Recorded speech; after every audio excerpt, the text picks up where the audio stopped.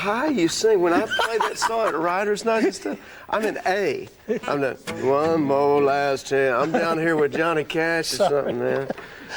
And it's okay, sing it. And woo! Man, it's way on up there. Man. Well, thanks for coming by. Glad to be here. It. Glad to be here. Hey, Boston. Hey, sweet pea.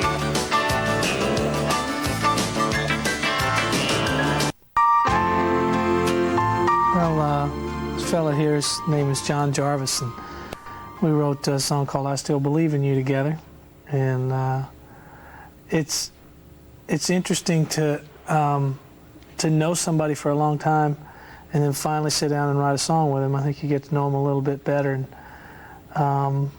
I remember when we finally decided to hook up and write together. What did we have, like a Sunday?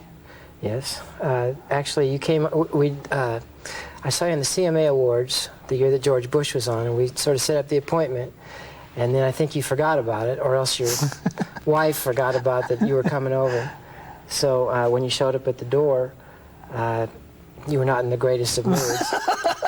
And I had the music going, and I said, well, maybe we could cancel. And you said, no, let's sit down and work. So I started playing this music, and you said, well, I got the first line. And it's, everybody wants a piece of my time. And I thought, this better be great, or I'm going to be in big trouble. But as the day went on, I think, as I recall, I kind of had the music, and I don't sing that great, so I had the lower part, and then right as it gets to the part that ended up being Falling Like Rain, I was trying to sing it, and I said, it's supposed to sort of go like this, and you just poured out the melody, and then I knew we were onto something great at that point. Yeah, I remember that first line, because I didn't have any spare time anymore, and I had just gotten a lot of grief for not having any spare time, and I was trying to solve all the problems of the world and the house and everything else, and didn't quite get it done. So I got over there and just felt kind of like, man, I can't make everybody happy here. Well, I used to see you all the time because we both lived on that golf course. So you would tee off and then throw your clubs. Fortunately, over at your house. Oh well, you never went out. You always seen the other way when I was standing there. But that's right. You used to live on right off of that par 3. The par 3, right? Yeah. Well, let's play. All right. Can't think of anything humorous to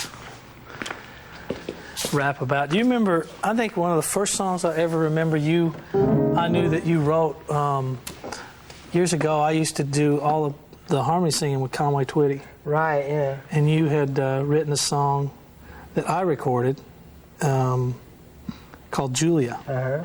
And play a little bit of that, see if everybody remembers that. Do you remember it? You mean playing, sing? Yeah. You sing, right? No, I'll say, if you would like to sing. No, you sing. I don't remember too much of it, but I recorded this, and then for some reason it didn't wind up where it needed to be. Conway got a hold of it and recorded it, and I got to sing it with Conway. I don't remember it too well. You were always there for me,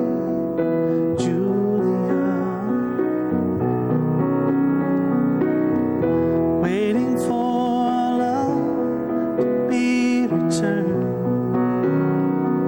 One thing I remember about I Still Believe in You is I knew that you liked Julia, and so originally, if you remember, I Still Believe in You was faster. Exactly not right. quite as fast as Julia. But and after we wrote it, and you took it into Tony Brown, and you guys decided to record it, and it was like a zippy little 3-minute number. Yeah. And in the studio, all of a sudden you went, boy, I just need something, that's got that nice, slow, sad feel. And all of a sudden you're counting it off 2. And I'm like on the phone to my wife going, cancel the vacation, cancel the college education. This is ruin it. This is a 6-minute album cut instead of a hit, but as it turned out. That's neat. I'm glad you wrong about that. Remember, play it the way it, remember, do you remember how we did it? Sort of like the song we just played. We shouldn't do it. Like everybody wants a little piece of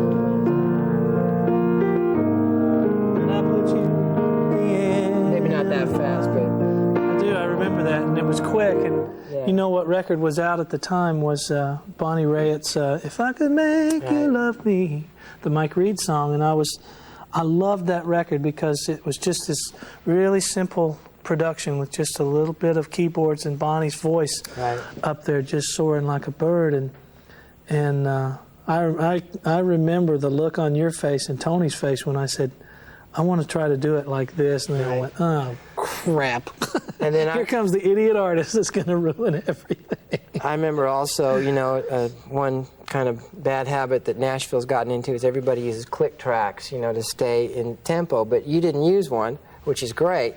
But as a result, it's counted off so slow that when I ended up playing the keyboards on it, I was so nervous about not locking with Carlos's drumming that all I could do was just barely hit the downbeats, and everyone was telling me later, God, it's a great part you played on there. And all it was me not playing because I was afraid to do anything. So, anyway. But I remember when we recorded it, and it was unlike anything I'd ever done, anything I'd ever recorded. And I'd recorded some of your songs in the past, and I think What We Could Have Been. Yeah, that's right. I recorded on a record, so we did this, and it really gave me the opportunity to sing, you know, and